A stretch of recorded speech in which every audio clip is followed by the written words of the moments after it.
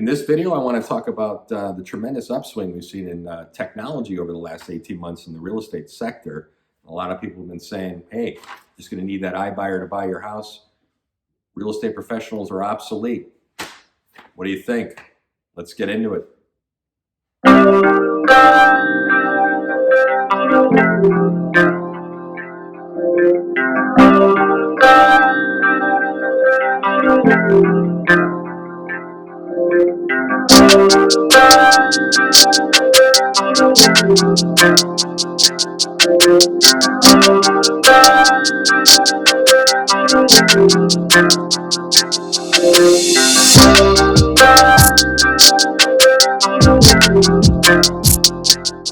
Before I begin the presentation, I just want to feature a flip property of the week.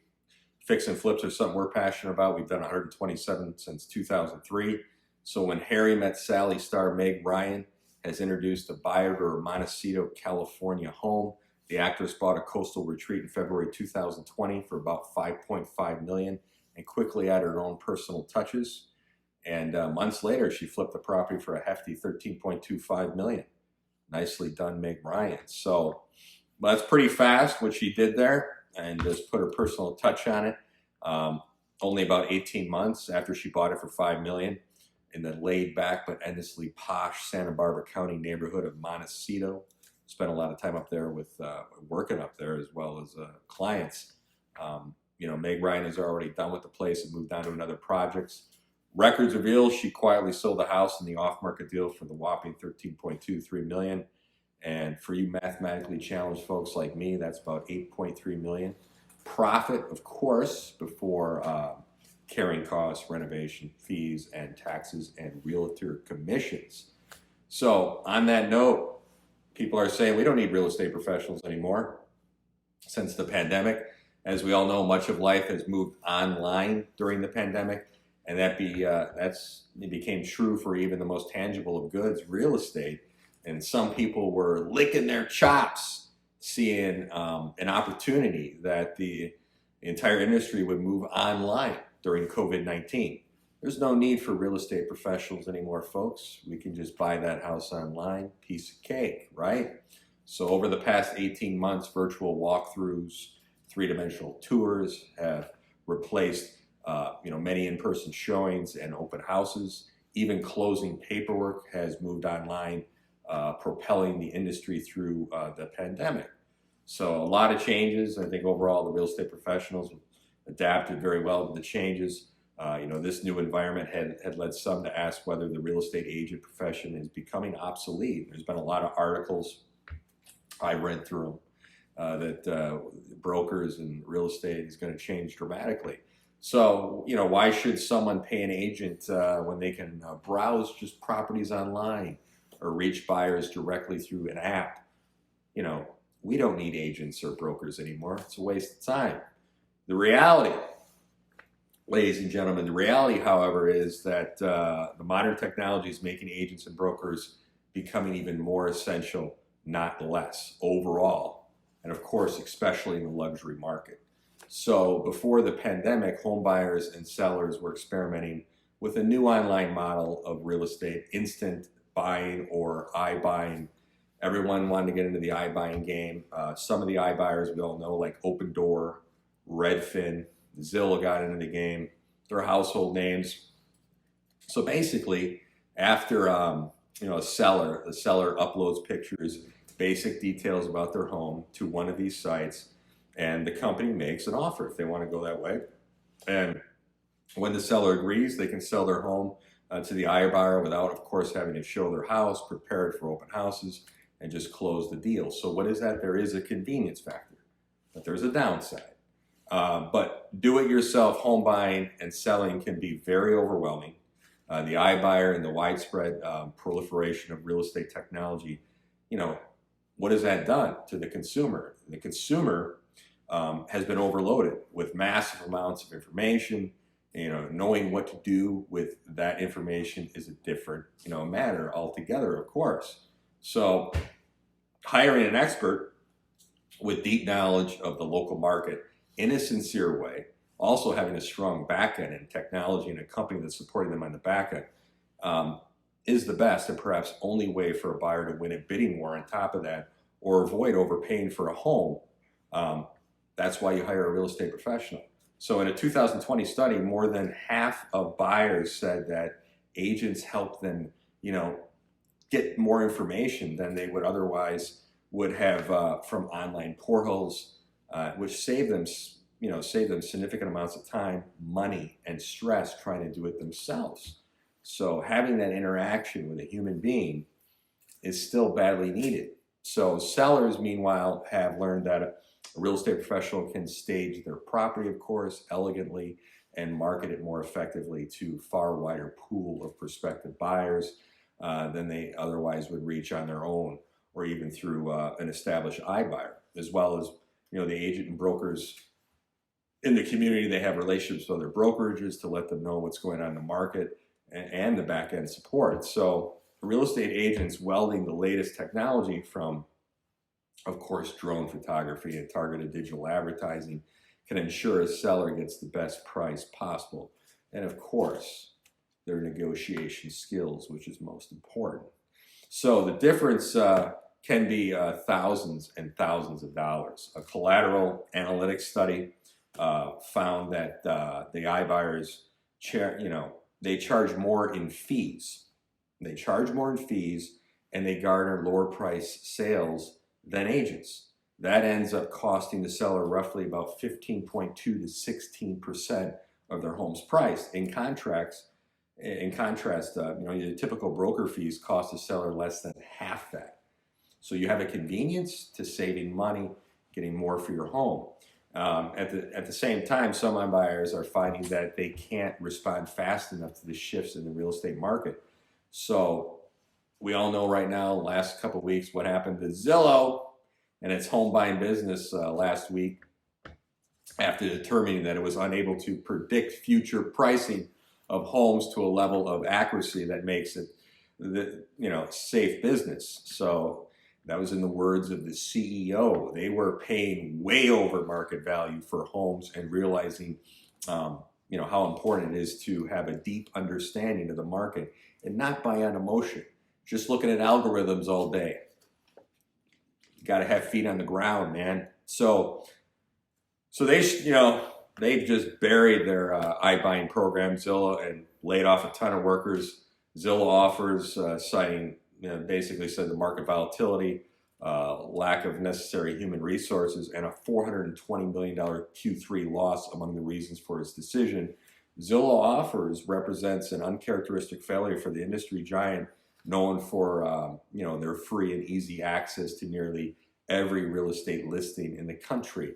So, all we all know about its ubiquitous Zillow estimate, and they've had a lot of problems and how off those have been, and it's love or hate with the, of course, the Zillow Premier Agent Program. No comment. For many inside the real estate industry, however, the sudden dissolvement of the Zillow Offers was an abrupt surprise, but not a shock for those on the inside. The writing has been on the wall for a long time. The iBuying model, specifically the one Zillow was using, was destined to fail, ladies and gentlemen. Why did this particular house of cards finally, come crashing down? I put together 5 reasons. I think are part of more than 5 reasons why they failed. So why did Zillow fail? Number one, Zillow Offers was, market focused, not client focused. Sitting behind the computer, but not focused on the client and their needs and wants. Number 2, an algorithm isn't a substitute for an agent. And number 3, Zillow misjudged the strength of its supply chain. Number 4, Zillow Offers depended on a consistent linear market trajectory, but that's not how it works, folks. And number 5, Zillow Offers tried to create a frictionless process, but in real estate, we need some friction. You need some friction in the real estate business. That's a bad miscalculation. So Zillow Offers was not focused on building this trust. Instead, it was focused on creating an artificial market via what can only be described as brute force. AI technology. In the second quarter alone, Zillow purchased more than, check this out, 3,800 homes nationwide. That's an average of more than 50 homes per month in every market in which they operate. Absolutely astonishing. And probably not as much as BlackRock, which is doing blocks of thousands. In August, they saw a first of its kind ultra aggressive bond initiative worth $450 million to push the envelope harder and faster. This strategy was about gobbling up as much inventory as fast as possible, and was not about serving communities nationwide, just buying the blocks, forgetting about the communities. So, bottom line is, it's tough for an algorithm to predict that a tutor will receive 22 offers before selling for $150,000 above its asking price, as recently happened in Silver Spring, Maryland, or a house bought for 1.3, 1.4 million at the beginning of the pandemic in Connecticut, let's say, outside Connecticut, would go for over 2.3 million, and just a year later. So it's no wonder that the vast majority of people who hire agents are glad to have done so. According to a survey research conducted by the National Association of Realtors, roughly 91% of home buyers said they would either use their realtor again or refer them to a friend. They enjoyed the process overall, and they've talked to people who use iBuyers, and half of those people had issues with it. So the same is true for sellers. Nearly 9 in 10 sellers said they would definitely recommend the realtor they use to their friends or colleagues. So if we all remember the .com, I surely remember that 2 decades ago at the height of the .com boom, the conventional wisdom held that technology would render real estate agents obsolete. Realtors responded by launching realtor.com, which has become one of the top websites for consumers buying or selling homes. The site is now owned by News Corp, which also owns The Lovely, which I subscribe to, Barron's Magazine. So through second century ventures, realtors have also seeded more than 150, technology companies. They engage in everything from, digital titles, escrow transfers, to virtual staging tools and automated marketing campaigns. Premier e-signature services providers like DocuSign and even remote notarizations now have popped up everywhere. Like notarizing among the firms backed by SCV, the NAR strategic investment arm. So everything technology is about technology. And then there's the REACH, NAR's own technology growth program, which has helped more than 5 dozen small companies scale up over the last decade. So the REACH's game-changing startups include Box Brownie, movie viewer, which specializes in 3D, the 360 tours and floor plan renders. All the AI-powered consumer data companies. It's all about AI. We're all going to be obsolete. We're going to be robots, part human, part robot. So, major, venture investments like these illustrate that the real estate professionals will continue to be at the center of the real estate market of the future. Not by rendered obsolete by iBuyers or other supposed technology disruptors. You're going to need that element of that real estate professional and agent. You're going to need that human touch. And, it's going to be there. The technology is going to be there, but it's got its major issues. There is a convenience factor with some of these iBuyers. I personally know people that have done it, of course. I've experimented with it. There is some upside to it, but there's a lot of downside. And your goal is you want to get the most for your home, whether it's your starter home and you're moving to your forever home. You're busy in your life with your children, your job, and you want that professional to come in, take that stress away, take that pain away, and negotiate for you the best price possible. There's a lot of things that real estate professionals and brokers bring to the table. It's your job to interview and make sure you hire the right one. There's bad apples in every business. You want a real estate professional that has a sincere understanding of the marketplace in a genuine way And like I've always said, not just knowing their local market, but understanding global markets.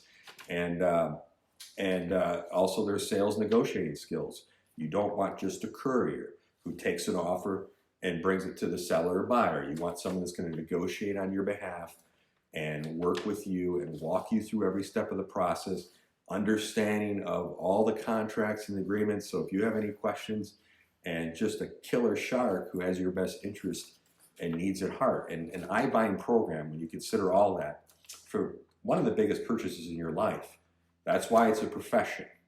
And it's a challenging profession for the people who are successful, have to work very hard and have to study like anything to be successful. And it's a wonderful profession. I've been in it for a long time. Now I'm doing it full time and other things as well. But it's a profession I'm proud of, and it's a professional profession, and you need to hire a professional and not sit behind a computer. There's value in everything, and I think there's some value in that, but you need to look at the holistic perspective. And I know there's bad apples in every industry, but when you're doing this type of purchase, and especially in the luxury market, you're not going to purchase a $20 million house online. And there's a lot of variables involved, and that's why real estate professionals are out there, and they've been around a long time, and they will continue to be there. Trust me, that's not going to change. So just want to provide that information. We're here to stay. Take care.